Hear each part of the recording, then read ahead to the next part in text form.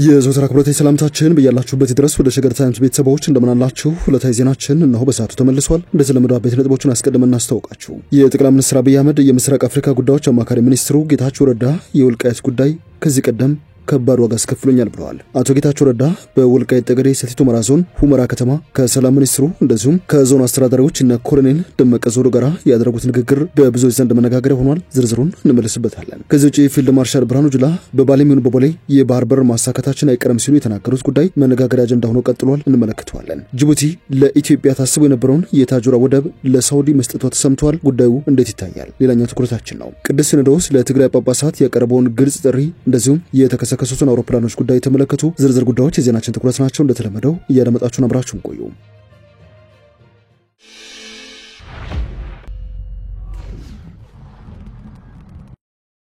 ወደ ቀዳሚ ጉዳያችን እናምራ። አቶ ጌታቸው ረዳ የወልቃይት ጉዳይ ከባድ ዋጋ አስከፍሎኛል ብለዋል። የሰላም ሚኒስትሩ መሐመድ ኢድሪስና የጠቅላይ ሚኒስትሩ የምስራቅ አፍሪካ ጉዳዮች አማካሪ ጌታቸው ረዳ በወልቃይት ጠገዴ ሰቲት ሁመራ ዞን ከአመራሮችና የወሰን እንደዚሁም የማንነት ኮሚቴ መሪዎች ጋር በሁመራ ከተማ ያደረጉት ውይይት በብዙዎች ዘንድ መነጋገሪያ ሆኖ ቀጥሏል። ውይይቱ ተፈናቃዮችን ወደ ቀያቸው መመለስ ላይ ያተኮረ እንደነበረ ለማወቅ የተቻለ ቢሆንም የህወሓት ደጋፊዎች እንደዚሁም አክቲቪስቶች ግን በጠቅላይ ሚኒስትሩ አማካሪ እንደዚሁም በሁመራ ውይይት ላይ ቁጣቸውን እያሰሙ ይገኛሉ። አቶ ጌታቸው ረዳ በመድረኩ ባሰሙት ንግግር ከወትሮም ቢሆን የወልቃይት አካባቢ ጥያቄ በተለየ መልኩ መታየት አለበት በሚል እሞግት ነበር። በዚህ ምክንያትም ከህወሓት ጓዶች በኩል ከፍተኛ ጫና ይደረግብኝ ነበር ብለዋል። በዚህ አቋማቸው ምክንያት በርካታ ዋጋ እንደከፈሉ የሚናገሩት ጌታቸው ጉዳዩን በተመለከተ የነበራቸውን ሐሳብ እስከ መጨረሻው ድረስ ምናልባትም ወደ ወልቃይት ከመጓዛቸው በፊትም ጭምር ቀጥለውበት እንደነበሩ ነው የተናገሩት። በሰሜን ኢትዮጵያ ጦርነትም ጊዜ ሆነ ከዚያ በኋላ የጊዜ አስተዳደር ፕሬዝዳንት በነበሩበት ወቅት የህወሓት መሪዎች ሁመራን በኃይል እንቆጣጠር ከአስተዳደራችን ጋር እንመለስ በሚል በተደጋጋሚ ውሳኔ ሲወስኑ እኔ ሰላማዊ በሆነ መልኩ መፍትሄ ይዘጋጅለት ብዬ እሞግታለሁ ሲሉ አስታውሰዋል። ህወሓት በአካባቢው የነበረው አስተዳደር ፈርሷል። ገሚሱም በፈቃደኝነት የነ ኮሎኔል ደመቀ ዘውዱን ኃይል ተቀላቅሏል። ገሚሱ ደግሞ ኮብልሏል። ሁመራን ከለቀቅን 5 ዓመት ሆኖናል። በዚህ መልኩ በኃይል መግባት የለብንም። ከወንድሞቻችን ጋር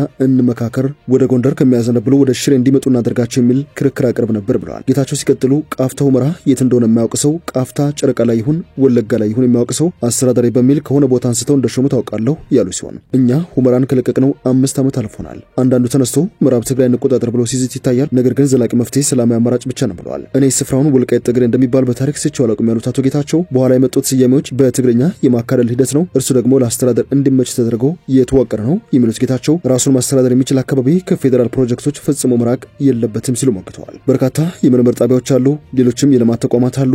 ወደ መሰረተ ልማት፣ ወደ ሰላምና ወደ ትብብር ቀጠና መመለስ አለበት ብለዋል። ችግሩን በማለባበስ የሚፈታ ችግር የለም፣ ተወደደም ተጠላም ባራሙ መመለስ ስለማይቀር የሚሉት ጌታቸው ረዳ ከሁለታችንም ወገን ጥፋት ያጠፋል፣ ወንጀል ያለበትም ሰው ሲገደል ደንግጦ ይወጣም የተሰደደም አለ በማለት እዚያ ያላችሁ ራሳችሁን ንጹህ አታድርጉ፣ በዚያም ወገንም ሽሬ ላይ በኃይል እንይዛለን እንቆጣጠራለን የሚል ፉከራ አለ። ዋናው ነጥብ ያሸንፋሉ አያሸንፉም፣ ወልቃይትን በኃይል ይቆጣጠራሉ ወይንስ አይሳካላቸውም የሚለው ሳይሆን ለምን ህዝቡ ወደማይገባው ሲቃ ውስጥ እንዲገባ እናደርጋለን የሚለው ነው ሲል ሞግተዋል። የዚህን አካባቢ ታሪክ የመቀየር ሙከራ ከነበረ መወገዝ አለበት፣ ህወሓትም ተጠያቂ አይደለም ብዬ አልከራከርም የሚሉት ጌታቸው ለዚህ ነው የዚህ አካባቢ ህዝብ ጥያቄ ተገቢ ነው ብለን በተለየ መልኩ ይታይ ብለን በተደጋጋሚ ወስነን የነበረው ነገር ግን በተግባር ላይ መዋል አልቻልንም ብሏል ጌታቸው።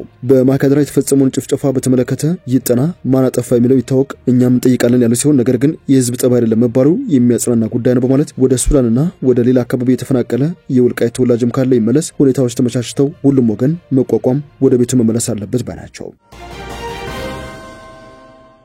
የሰዓቱ ዜናችን ተከተለ ነው። ጅቡቲ ለኢትዮጵያ ታስቦ የነበረውን የታጁራ ወደብ ለሳውዲ አሳልፋ ሰጥታለች ተብሏል። የሳውዲ ኩባንያ ለኢትዮጵያ ጭነት ቁልፍ መግቢያ የሆነውን ታጁራ ወደብን ለ30 ዓመታት ለማስተዳደር ስምምነት ተፈራርመዋል። የሳውዲ አረቢያው ሬድ ሲ ጌትዌይ ተርሚናል የታጁራ ወደብን ለ30 ዓመታት ለማስተዳደር ነው ከጅቡቲ ወደቦችና ነፃ ቀጠናዎች ባለስልጣን ዲፒኤፍዚኢ ጋር ስምምነት የተፈራረመው። ስምምነቱ በጎርጎሮሳውያኑ መጋቢት ወር 2005 በሁለቱ ወገኖች መካከል በባህር ትራንስፖርትና በሎጂስቲክስ ዘርፎች ትብብርን ለማጠናከር ከተፈረመው የመግባቢያ ሰነድ በኋላ የመጣ ነው ሲል ማሪታይም ኤክስኪዩቲቭ ድረገጽ ዘግቧል። ከዚህ በተጨማሪም ስምምነቱ በኢትዮጵያና በሰሜናዊ ጅቡቲ መካከል ያለውን የባለብዙ ትራንስፖርት ትስስርን የማስፋፋት እቅዶች ጋር የሚጣጣም መሆኑ ተጠቁሟል። ለአብነትም ባሳለፍነው ሳምንት የኢትዮጵያ ምድር ባቡር ኮርፖሬሽን የሰሜን ኢትዮጵያን አካባቢዎች የቀይ ባህር ወደቦች ከሆኑት ታጁራ፣ አሰብና ምጽዋ ጋር የሚያገናኝ የመደበኛ መስመር ባቡር ለመገንባት $1.58 ቢሊዮን የሚያወጣ ፕሮጀክት ይፋ ማድረጉ ይታወቃል። ወደቦቹ ለሰሜናዊ ኢትዮጵያ አካባቢዎች ቅርብ ሲሆኑ ለፖታሽ ማዕድን ቁፋሮና ወደ ውጭ የሚላኩ ምርቶችን በማምረት ላይ ያተኮሩ ሌሎች ኢንዱስትሪዎችን ፍላጎት መሳባቸውም ተሰምተዋል። እንደ ፈረንጆቹ በ2017 ስራ የጀመረው የታጁራ ወደብ የጅቡቲን ሰሜናዊ ክፍል የመሰረተ ልማት ዝርጋታ ለማስፋፋት ባላት እቅድ መሰረት የተገነባ ነው። ይህ ወደብ በዋናነት ከኢትዮጵያ አፋር ክልል ከዳናኪል ዝቅተኛ ቦታዎች ወደ ውጭ የሚላከውን ፖታሽ እንደዚሁም እንደ እንስሳትና ሰሊጥ ያሉ የኢትዮጵያን አጠቃላይ ጭነት ምርቶችም የሚያስተናግድ መሆኑ ይነገርለታል።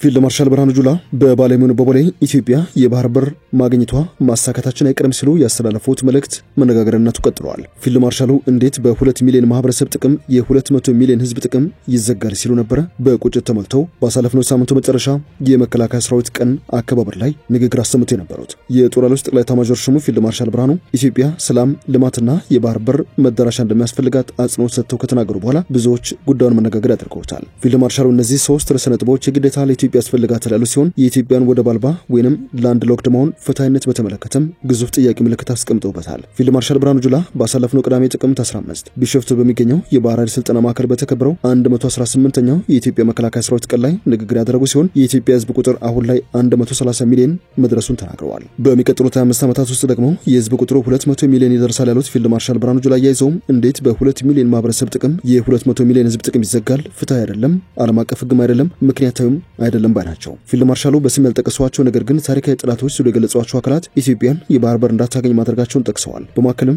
መከላከያ ሰራዊቱ እናጠናክራለን፣ ልማታችንን እናፋጥናለን፣ ባህር በርም እናገኛለን ሲሉ ተደምጠዋል። ከዚህ ጋር በተያያዘ ኢትዮጵያ በቀጥታ ወደ ቀይ ባህር የሚያመራ አዲስ የባቡር መስመር ለመገንባት አቅዳለች ተብሏል። የኢትዮጵያ ምድር ባቡር ኮርፖሬሽን ሰሜን ኢትዮጵያን ከታጁራ አሰብና ምጽዋ የቀይ ባህር ወደቦች ጋር ለማገናኘት የሚያስችለውን ደረጃውን የጠበቀ የባቡር መስመር እቅድ ይፋ ስለማድረጉ ተሰምተዋል። 1.58 ቢሊዮን የአሜሪካን ዶላር ወጪ ይጠይቃል ተብሏል። ለዚህ የባቡር ትራንስፖርት ግንባታ ከኮርፖሬሽኑ የወጣው ሰነድ እንደሚያሳየው ከሆነ 216 ኪሎ ሜትር ርዝመት የሚኖረው የወልዲያ ሐራ ገበያ መቀለ ነጠላ የባቡር መስመር የባህር በር ለማግኘት መንግስት እያደረጋለውን መጠነ ሰፊ ዘመቻ የሚያስፈጽም ስለመሆኑ ያመለክታል። ሰነዱ የባቡር መስመሩ ኢትዮጵያን ከታጁራ አሰብና ምጽዋ ወደቦች ጋር ያገናኛል ሲል እንደሚያጠቃልል ጋዜጣው ጽፏል። እንደ ሰነዱ ከሆነ እቅዶቹ ያሳለፈው ማክሰኞ ጥቅምት 11 ቀን በአዲስ አበባ ስካይላይት ሆቴል በተካሄደው የብሔራዊ ባቡር የንግድና ኢንቨስትመንት ጉባኤ ወቅት በቀረበው የ21 ገጽ የኩባንያ ሪፖርት ላይ በዝርዝር ሰፍሮ ይታያል።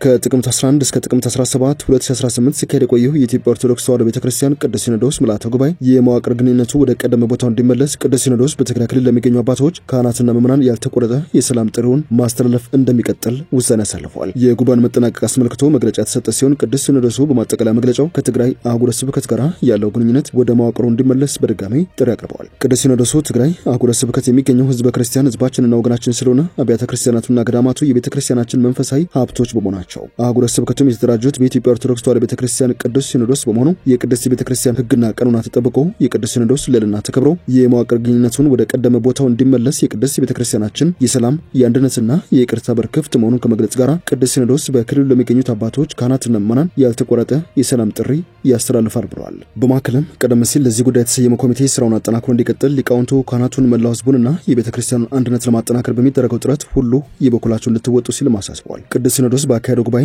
ምን ውሳኔዎች ተላለፉ የሚለው በተመለከተ ብፁዕ አቡነ ኤዎስጣቴዎስ የኢሉ አባቦራ ሀገረ ስብከት ሊቀ ጳጳስ የምዕራብ ወለጋ ሀገረ ስብከትን ደርበው እንዲመሩ፣ አቡነ ቶማስ የአዊና መተከል ሀገረ ስብከት ሊቀ ጳጳስ የምስራቅ ጎጃም ዞን ሀገረ ስብከት ደርበው እንዲመሩ፣ አቡነ ኤርሚያስ የሰሜን ወሎ ሀገረ ስብከት ሊቀ ጳጳስ የደቡብ ወሎና ከሚሴ ሀገረ ስብከትን ደርበው እንዲመሩ፣ አቡነ ኒቆዲሞስ የምስራቅ ሐረርጌ ሀገረ ስብከት ጳጳስ የምስራቅ ወለጋና ሆሮ ጉዱሩ ወለጋ ሀገረ ስብከትን ደርበው እንዲመሩ፣ የሸካ ሀገረ ስብከት ጽሕፈት ቤት ተብሎ ራሱን ችሎ በሀገረ ስብከት ደረጃ እንዲቋቋም ብፁዕ አቡነ ሕዝቅኤል ሀገረ ስብከቱን እንዲያደራጁና እንዲመሩ ተወስኗል። ከዚህ ውጪ በምዕራብና መካከለኛው ካናዳ የሚገኙ ሁለቱ ሀገረ ስብከት ያለ ጣልቃ ገብነት በየራሳቸው እንዲተዳደሩና የኤድመንተን እንደዚሁም የአካባቢው ሀገረ ስብከት የመካከለኛው ካናዳ ኤድመንተንና አካባቢው ሀገረ ስብከት በሚል ስያሜ እንዲስተካከል፣ በምንጃር ሸንኮራ ወረዳ በአረርቲ ደብረገነት ቅድስት ማርያም ቤተክርስቲያን በዓል ለማክበር በሄዱበት ወቅት አዲሱን ህንጻ ቤተክርስቲያን በመጎብኘት ላይ ያሉ አደጋ ለደረሰባቸው ምዕመናን የተጎጂ ቤተሰቦችም ድጋፍ እንዲደረግ የሚልም ውሳኔ ይገኝበታል።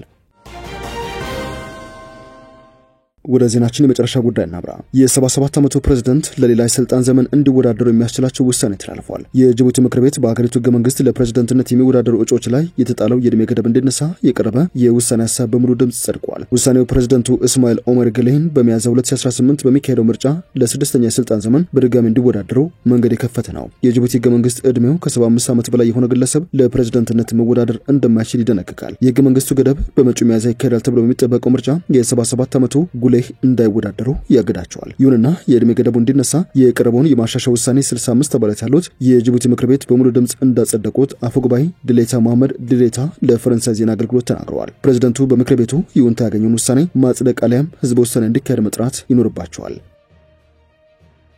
ሁለት የአሜሪካ የባህር ኃይል አውሮፕላኖች መከስከሳቸው ተሰምቷል። የባህር ኃይል አውሮፕላኖቹ በ30 ደቂቃ ልዩነት በደቡብ ቻይና ባህር መከስከሳቸውን የተሰማው አደጋው አውሮፕላኖቹ በደቡብ ቻይና ባህር ላይ መደበኛ ስራቸውን ሲያከናውኑ በነበሩበት ወቅት መከሰቱን የተሰማው በረራውን ሲያደርጉ የነበሩ 5 የበረራ ሰራተኞች ከአደጋው መትረፋቸውና የተከሰከሱት አውሮፕላኖች ወደ አሜሪካ ባህር ኃይል መላካቸውን የተሰማው የአሜሪካው ፕሬዝዳንት ዶናልድ ትራምፕ ክስተቱን ያልተለመደ ሲሉ በመግለጽ ምናልባትም የነዳጅ ችግር ሊሆን እንደሚችል ተናግረዋል። የአደጋው ምክንያት እየተጣራ እንደሆነና በቅርቡ ይፋ እንደሚደረግ አንስተው ተደብቆ የሚቀር ነገር እንደሌለ አመላክተዋል። የቻይና ውጭ ጉዳይ ሚኒስቴር ቃል አቀባይ ጉጂያኮን የሁለቱን የባህር ኃይል አውሮፕላኖች አደጋን ለማጣራት የቻይና መንግስት ምርመራ ጀምሯል ማለታቸውን ዓለም አቀፍ መገናኛ ብዙሃን እየዘገቡ ይገኛሉ። ወደ ሸገር ታይምስ ቤተሰቦች የሰዓቱ ዜናችን በቃ ስላደመጣችሁ ለመሰገንን በያላችሁበት ሰናይ ጊዜ